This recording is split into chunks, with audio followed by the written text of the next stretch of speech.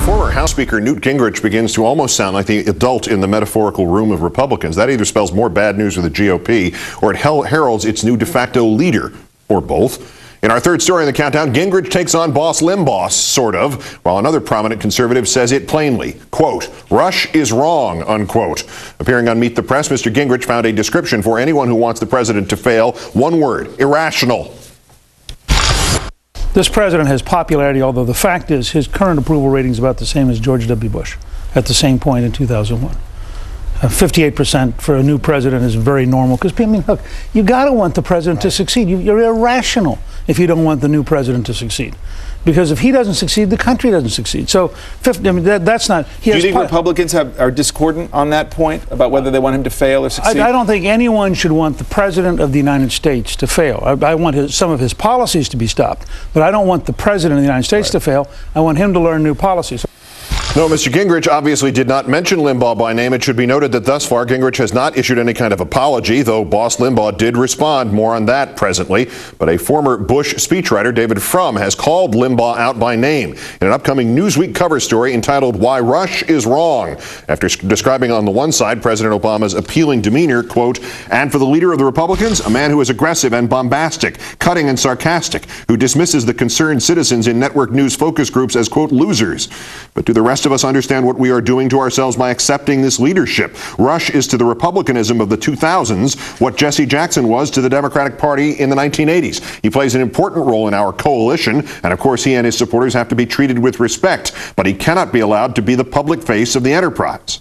And while the progressive Democratic group Americans United for Change put up another TV ad tying boss Limbaugh to the Republicans, Michael Steele, GOP chair, continues to spin into the drain, telling the New York Times, quote, I'm trying to move an elephant that's become mired in its own muck. With that happy image in mind, let's turn to the editor of Huffington Post, Arianna Huffington. Thanks for your time tonight, Arianna. Thank you, Keith. Since Mr. Gingrich is ostensibly one who might actually run for president, let's take him first. Is he positioning himself as some sort of cooler, nicer, more rational Republican as an antidote to boss Limbaugh, and by extension, you know, the next de facto leader of the GOP?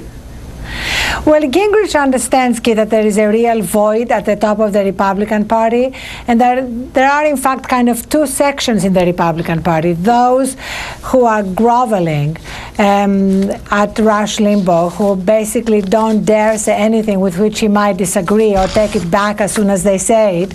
And the rest of them who realize, like Gingrich does, like David Frum does, that if the GOP continues to follow Rush Limbaugh, they're basically going to be out of power. This is the valley of death. You know, there is nothing there for them. So these are the two sections of the party. But unfortunately, Gingrich's ideas are not exactly new. You know, he wants to eliminate the capital gains tax, the estate tax, and reduce corporate taxes to 12.5%.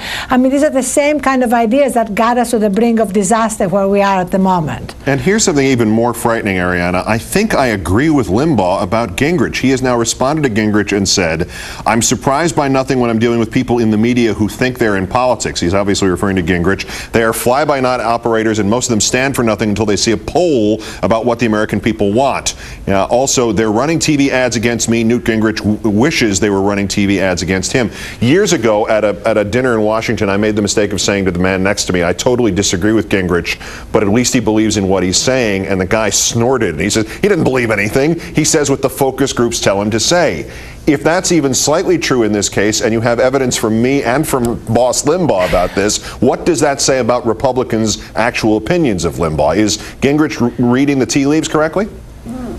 Well, it depends on who is in your focus group. I mean, if you're focus group testing just the 20-something% of Americans who stuck to George Bush to the bitter end and who are the Rush Limbaugh ditto heads, then you get one certain perspective on the Republican Party. But remember, 20% of identified conservatives voted for Barack Obama.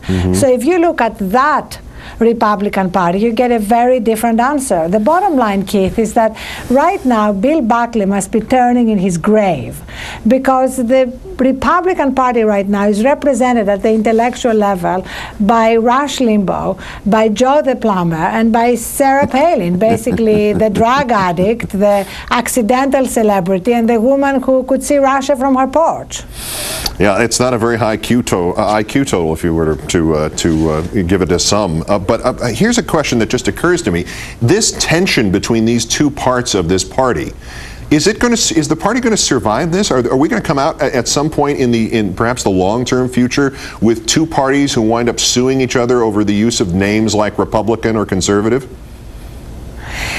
Well, that will depend really on whether the so-called good part of the party, the sort of Gingrich, David Frum part of the party, comes up with some new ideas, because so far they haven't.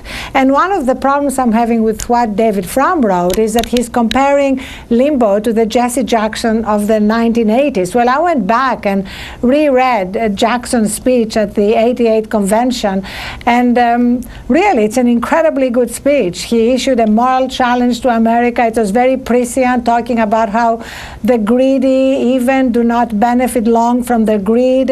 He talked about the people who need to take care of, the people who get up in the morning, take the early bus, as he put it, and go to work in hospitals and hotels, making up the beds we slept in at night. God, you know, have you ever heard anything from Rush Limbaugh that invoked empathy or compassion? For himself, yeah, to paraphrase Senator